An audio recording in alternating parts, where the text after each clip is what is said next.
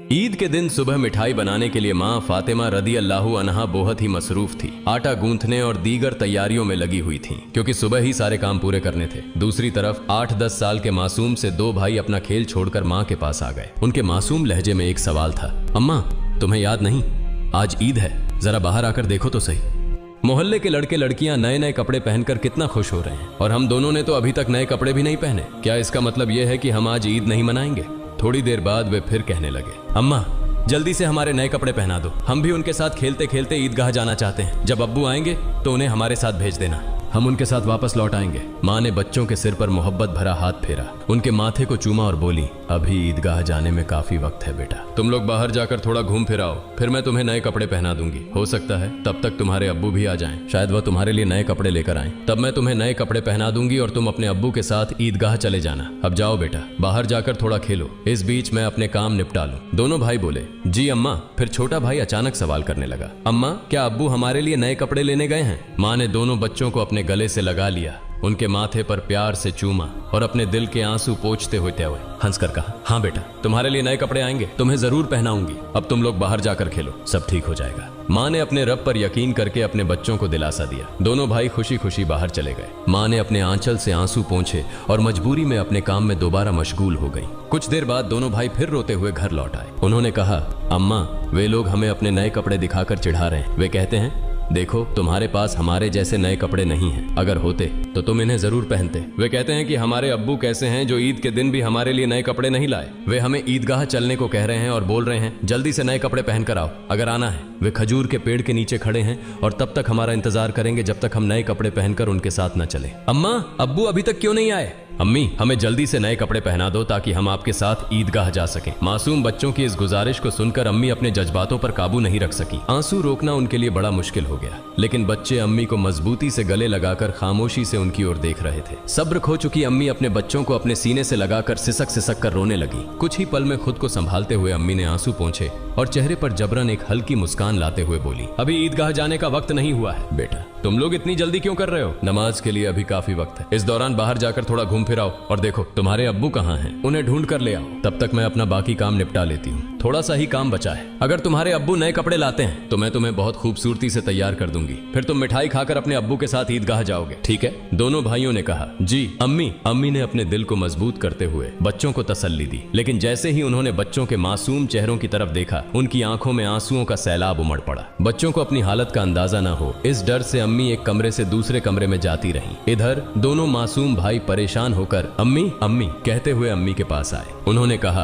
अम्मी हम अब्बू को ढूंढने जा रहे हैं। अम्मी ने रूंधे गले से कहा, हाँ जाओ। उनकी आवाज में छुपा दर्द बच्चे समझ नहीं सके। बड़े भाई ने अफसोस जताते हुए कहा, अब्बू कहाँ होंगे? छोटे भाई ने बड़े भाई से पूछा, अब्बू कहाँ गए? बड़े भाई ने जवाब दिया, पता नहीं, चलो इधर उधर ढूंढते हैं। छोटे भाई के कंधे पर हाथ रखते हुए दोनों भाई अब्बू की तलाश में निकल पड़े। इधर अम्मी अपने दिल का दर्द कम करने का कोई रास्ता नहीं पा रही थी। उनकी बेचैनी और बढ़ गई। वह सोचने लगी, मैं अपने मासूम बच्चों को कैसे बताऊं कि आज उन्हें नए कपड़े पहनाने की सामर्थ्य हमारे पास नहीं है, फिर भी उन्हें कैसे तसल्ली दूं? और आज तो ईद का दिन है, वे मेरी बात क्यों मानेंगे? या अल्लाह तुम्हारे अलावा कोई सहारा नहीं। ईद के लिए जो मिठाई बनाई है वह भी कई दिनों तक थोड़ा थोड़ा गेहूं बचाकर तैयार की है, उसी से हलवा और रोटी बनाई है, लेकिन नए कपड़े कहां से लाऊं? या अल्लाह ये बोझ क्यों डाल दिया इस अम्मी के सिर पर? तुम तो सबकी हालत जानते हो, मैं इन मासूम बच्चों को कैसे समझाऊं? या अल्लाह तुम रहमदिल और सर्वशक्तिमान हो, झूठ बोलना गुनाह है, यह जानते हुए भी मैं अपने बच्चों को झूठे दिलासे और उम्मीद देकर बहला रही हूँ, लेकिन अब मैं क्या करूँ ये तो बता दो। हे अल्लाह तुम मुझे रास्ता दिखाओ, तुम मेरे गरीब पति की हालत जानते हो, तुम गरीबों के हालात से वाकिफ हो, हे रहमान हे रहीम। यह कहते कहते माँ रसोई में चली गईं और जोर जोर से चक्की चलाने लगी। चक्की के घुर्र घुर्र की आवाज के साथ उनके दिल का दर्द भी बाहर आने लगा।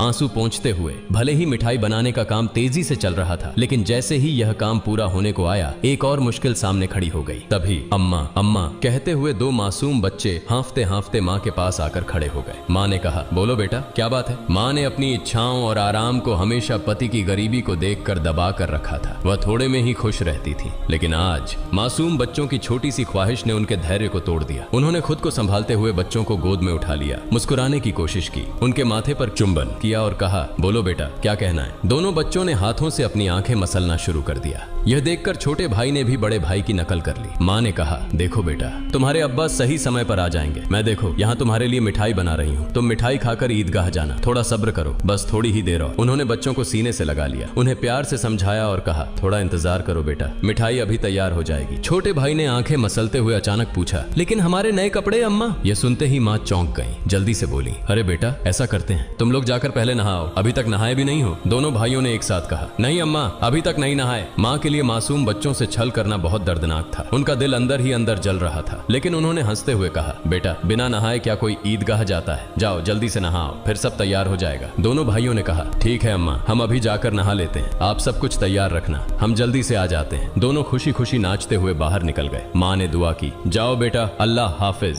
बच्चे तो चले गए, लेकिन माँ के दिल में चिंता और गहरी हो गई। उनका दिल जैसे एक अथाह सागर में डूब रहा था। माँ सोचने लगी, जब वे वापस आएंगे और कहेंगे, हमें नए कपड़े पहनाओ, हम ईदगाह जाएंगे, तब मैं क्या करूंगी? माँ का मन अब और नहीं संभल सका, उनकी आंखों से आंसू फूट पड़े। उन्होंने सजदे में गिरकर अल्लाह से दुआ की, हे अल्लाह, तुम ही मेरा सहारा हो, तुम इस बेबस माँ की मदद करो, तुम मुझे इस स्थिति से बाहर निकालो। हे अल्लाह, तुम्हारे अलावा मेरा कोई नहीं है, मुझे राहत दो, इस स्थिति से मुक्ति दो। इसके बाद माँ किसी उन्मादी की तरह बोलने लगी, हे अल्लाह, तुम तो बच्चों की माँ का दिल समझते हो। 3 बार इन मासूम नासमझ बच्चों को बहला फुसलाकर मैंने किसी तरह संभाल लिया, लेकिन अब क्या करूं, अब क्या कहूं? तुम ही मुझे रास्ता दिखाओ, हे अल्लाह, तुम ही मुझे सहारा दो, तुम सर्वशक्तिमान हो, तुम सब कर सकते हो। फिर उन्होंने जोर से चिल्लाते हुए कहा, तुम सब कर सकते हो अल्लाह, तुम सब कर सकते हो। उधर नहाने के बाद दोनों भाई खुशी खुशी हाथ में हाथ डाले घर की ओर चल पड़े। कुछ ही देर में दोनों भाई हंसते खेलते घर पहुंचे और जोर से आवाज देने लगे, अम्मा अम्मा, हम आ गए अम्मा। लेकिन माँ की ओर से कोई जवाब नहीं आया। छोटा भाई बड़ी मासूमियत से अपने बड़े भाई की ओर देखने लगा और पूछा, भैया माँ बोल क्यों नहीं रही हैं? क्या माँ सो रही हैं? बड़ा भाई छोटे भाई को अपनी बाहों में लेकर उसे दिलासा देने लगा, रुको मैं देखता हूँ। जैसे ही बड़ा भाई माँ को जगाने के लिए हाथ बढ़ाने वाला था, उसी समय दरवाजे पर जोर से खटखटाने की आवाज आई।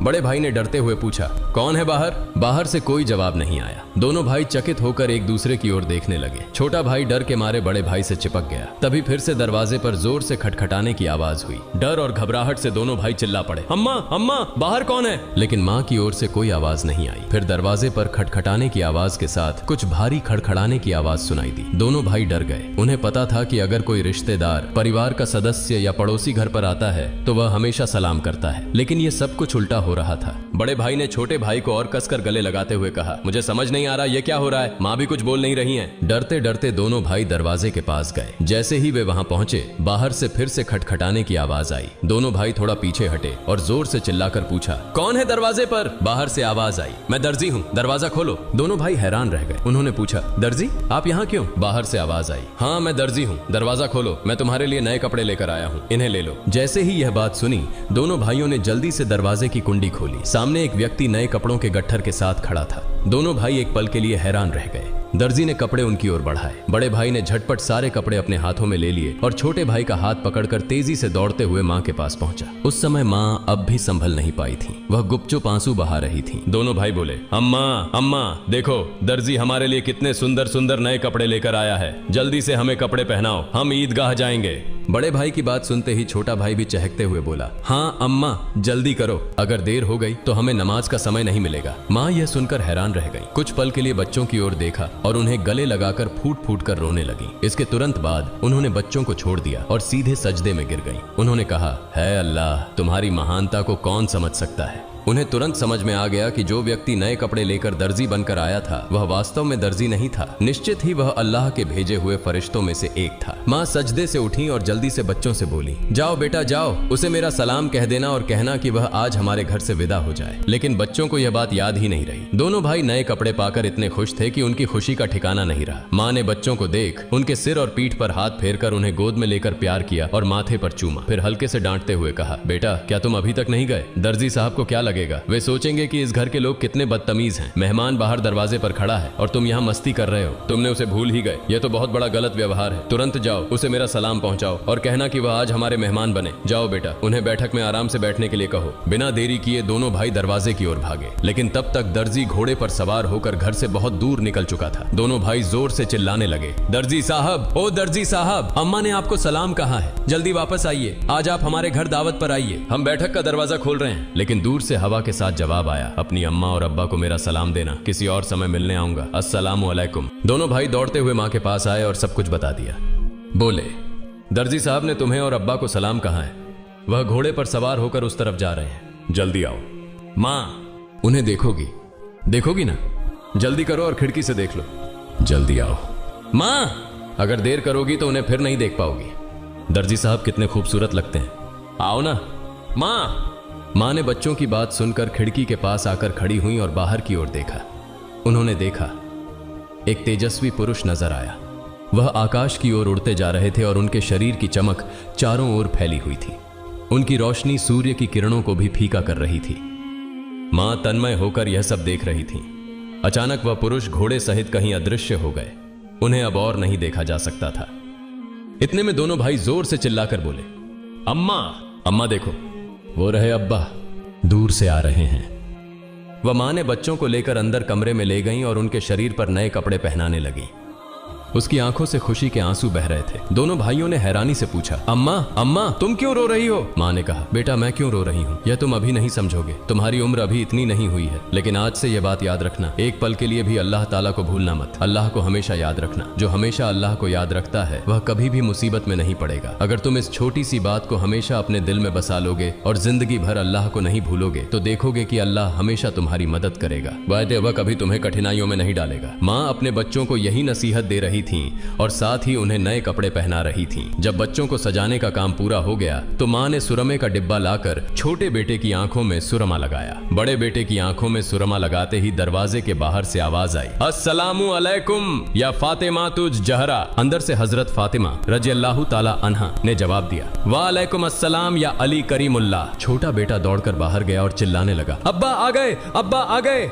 बड़ा बेटा बाहर जाने ही वाला था, लेकिन मां ने उसे रोक लिया क्योंकि उसकी आंखों में सुरमा लगाना बाकी था। मां थोड़ी गुस्से में बोली, बैठो बैठो, पहले सुरमा लग जाने दो। इस बीच छोटा भाई अपने अब्बा का हाथ पकड़कर अंदर ले आया। तब तक बड़े भाई की आंखों में सुरमा लगाया जा चुका था। दोनों बेटों को देखकर अब्बा हैरान हो गए और बोले, यह क्या, इतने सुंदर कपड़े ये कहां से आए? फिर दोनों भाइयों ने अपनी माँ और अब्बा को गले लगाकर खुशी जताई। हजरत फातिमा रज़ियल्लाहु ताला अन्हा ने बच्चों की आवाज शांत कराते हुए हजरत अली रज़ियल्लाहु ताला अन्हु को सारी घटना सुनाई। हजरत अली रज़ियल्लाहु ताला अन्हु जैसे ही यह बात सुनी सजदे में गिर गए और बोले, हे अल्लाह, तुम्हारे लिए कुछ भी असंभव नहीं है। तुम महान हो, असीम हो, तुम दयालु और सर्वशक्तिमान हो। सजदे से उठकर उन्होंने हजरत फातिमा रज़ियल्लाहु ताला अन्हा से कहा, जो दर्जी बनकर बच्चों के लिए कपड़े लाए, क्या तुम उन्हें पहचानती हो? क्या तुमने जान लिया कि वह कौन थे? हजरत फातिमा रज़ियल्लाहु ताला अन्हा ने कहा, नहीं, लेकिन इतना निश्चित है कि वह अल्लाह के किसी भेजे हुए फरिश्ते थे, इसमें कोई शक नहीं। हालांकि यह मेरी अपनी धारणा है। हजरत अली रज़ियल्लाहु ताला अन्हु ने कहा, हाँ, तुमने सही कहा, यह अल्लाह की महिमा है। वह हजरत जिब्राइल अलैहिस्सलाम थे। हजरत फातिमा रज़ियल्लाहु ताला अन्हा की जुबान से अचानक जोर से निकला, अल्लाहु अकबर। यह कहते हुए वह भी सजदे में गिर गईं। उन्हें देखकर हजरत हसन और हजरत हुसैन रज़ियल्लाहु ताला अन्हुमा भी अपनी माँ के पास गए और उनका हुबहू अनुसरण करते हुए सजदे में गिर गए। प्रिय दर्शकों, आशा है कि आपको यह वीडियो पसंद आया होगा। अगर अच्छा लगा हो तो इसे लाइक और शेयर करें ताकि अन्य मुस्लिम भाई बहन भी इसे जान सकें। और इस तरह की और वीडियो पाने के लिए हमारे चैनल को सब्सक्राइब करें। अस्सलामु अलैकुम।